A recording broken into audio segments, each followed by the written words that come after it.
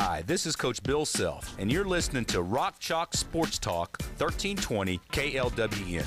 Thank you, Coach Self. This is indeed RCST here on the News and Talk of Lawrence, 1320 KLWN. Got my producer, Josh Scotton, in the house. KU Hoops legend, Bud Stallworth. I'm just the sports machine, Sean Levine. Right now, I'd like to welcome on Glenn Freeman, and Glenn has some of the coolest artwork, if you're a KU fan, that you'll ever want to see. I can't imagine anybody that's ever seen a KU basketball game or anybody that has family that likes KU that wouldn't want one of these things on their wall. And we'll describe exactly what these things look like to the best that we can. By the way, they're up on our Facebook page right now, so go to KLWN.com and you can check out the pics. But Glenn, why don't you at first talk about the passion that kind of created these particular pictures, because I know that you're a guy that has deep-rooted interest and love for KU hoops. Yes, 40-plus years as a fan, and about a year ago we decided that we would attempt to celebrate Kansas basketball history and tradition in a totally different way than has ever been shown before.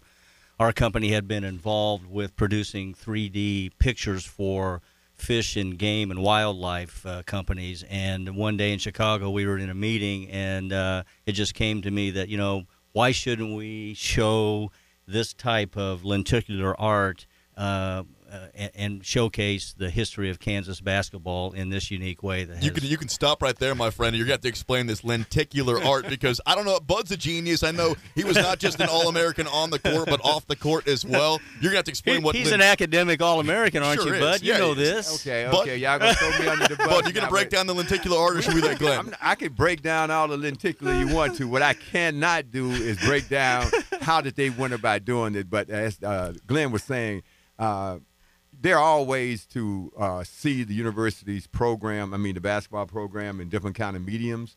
But this medium brings it to life. You can really look at these guys and walk into a room when it's on display and say, it looks like they're getting ready to move. Because what we're looking at here, and I've got a couple of these beautiful pictures right now in my studio with Bud and Glenn, we're talking about artwork here that's not your normal type of lithograph. It's not a normal type of painting or a picture. It's actual 3D imagery. Yes, these are actually printed on a 3D lens, and the lens takes the place of 3D glasses so that it enables you to look at it without glasses and see it in 3D. So you walk in somebody's living room, and you're going to see this picture up on the wall in 3D, the way that I'm looking at it right now without any glasses on. It is really, really cool. That's correct. How do they do that? Well, it's a combination of a printing process that's a proprietary process developed by our printers in Chicago, combined with designing the pictures in a way that technically they're layered and interlaced in a computer program and then printed on a 3D lens, as I said before. So it's kind of a unique process that produces these amazing results. And we just thought that KU had to be the first NCAA program to ever have these types of pictures because, as we know, it all started here. So why not KU being the first one? And when we presented the idea to KU a little more than a year ago, they agreed. And we got so much cooperation from the athletic department. They furnished us with all of these tremendous images. And then we went through about a year process working with them on about 33 different versions before we went to final print. And, we talked about placement. We talked about players and iconic images and how they would be displayed in the pictures. And as I said, we went through 33 versions plus to get to the final. And then as we were finishing, one day Max Falkenstein was in there looking at those with us, and he said, you guys should produce a booklet for these too.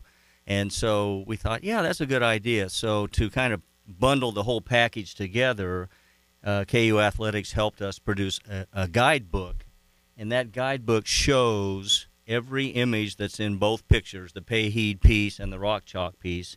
It shows the pictures as they are in the pictures in the guidebook, and gives the history and the stats for every player and every image, so that the whole thing becomes a history lesson for people who are interested in KU basketball. And Bud is included in. And Bud, as you see, Bud has a great placement in the Sure does. He's right behind the word glory. Yeah, it's a good spot. And his left foot is stepping into the peach basket next to Naismith. Perfect. Now Bud paid us a lot of money for that placement. I'm sure he did. So I mean, he made us viable by writing us that big check for that placement. So, Glenn, by the way, we're visiting with Glenn Freeman here, and his company has produced these 3D photo collages depicting the rich tradition of KU basketball. You mentioned that there's two different ones. One of them, the Pay Heed, one of them, the Rock Chalk. First, let's break down the Rock Chalk. I got it here right in front of me, and you're talking about 61 images combined on the two. How in the heck, I should say, I was going to say how in the history, but how in the heck, with all the history that KU basketball has,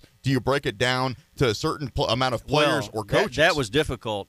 This started out to be a one-piece project, and it became very difficult to choose. You know, we've got this 115-year history, and so one piece became two.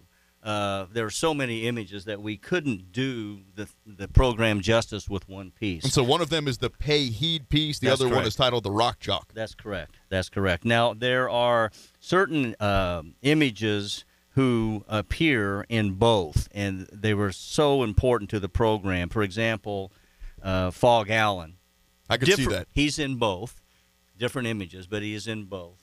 So is Naismith. So is Bill Self.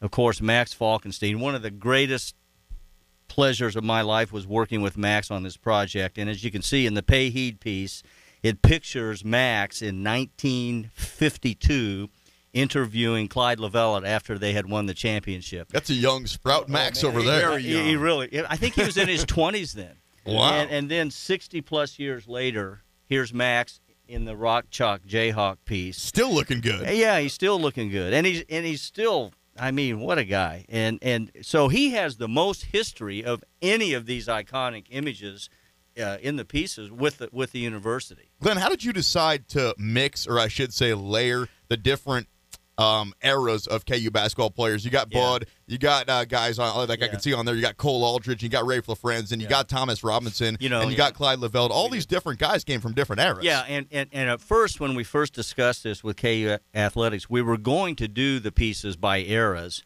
and then we decided, no, let's do a mix. And so I think you nailed it. One of the reasons we did a mix, and for marketing purposes too, was that we wanted to make it difficult for people to decide on just one piece.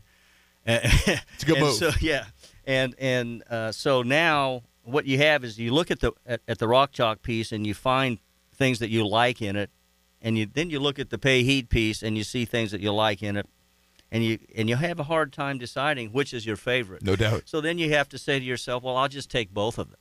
It's a shrewd move. It's a good move. Well, it's tough to decide because it is. in one of them, you got the 5 national championship banners hanging in the background, and you've got the titles and tradition, power, glory, the legends, and that's all in 3D, and it looks really, really cool. And then the other one, of course, you were pointing out to me that you've got not only Dr. Naismith in the front, and you've got all these great players, but you've also got the entire 2008 national championship team in 3D imagery behind it, depending on which angle you're looking at. Because I talked to you before we came on the air, and I said, that's really cool. And then you had to say, well, look right behind it. Or I said, well, that's really cool. And you said, did you look underneath it? Yeah. You have to look at this thing, I imagine, for hours to see everything. And that's one of the cool things about 3D is, and the reason this thing, at first, it looks like it's very busy and maybe too cluttered. But in our line of work with lenticular art, there's a saying, the busier the better. And as long as you do it properly, that it does make the picture better, because it engages whoever's looking at it. And you can't just glance at it and pick it up in one view. You have to kind of stand in front of it, look at it several times. The longer you look at it, the more you see. Why don't you just leave it on my office wall, and then I'll just study it all the time? What do you think about that? It's funny. We were at the 115th. A lot of these guys who are in the pictures came back for the 115th, and they invited us to some functions where these guys appeared. And we got to actually present these. And you're talking about the coolest day of my life. Present these to guys like Max Falkenstein and Ted Owens and JoJo White and Wayne Simeon and Hoagland, and these guys would stand in front of these pictures and look at them, and they would just stare at them for a long time, and finally they'd say, well, there's this guy or there's this guy, and it was so fulfilling to get their feedback and appreciation for what they were seeing, because we really did try to do this in a high-quality way that would be perceived as art, not as some gimmicky 3D thing like they used to get out of a Cracker Jack box. It's beautiful. And I see Bud Stallworth in one of the pictures, and then I look up right across from me, and I see Bud Stallworth in person. He hasn't changed that much. The fro's a little smaller, but he's still looking good. Well, I think one of the things that the general public has to understand about things like this, though, it is Kansas. It is Kansas history. And you can talk about it, 3 or 4 different kind of ways. But when you have a piece of it displayed like this, like no other program in the country, no other program in the world, actually, and say, well, this guy or this guy, well, that's this guy that started the game, that invented the game. This guy was, the coach that coached the greatest coaches that coached college basketball, came from here. You can't get any better So, than Glenn, that. does your company make these for Kentucky and Carolina and Duke?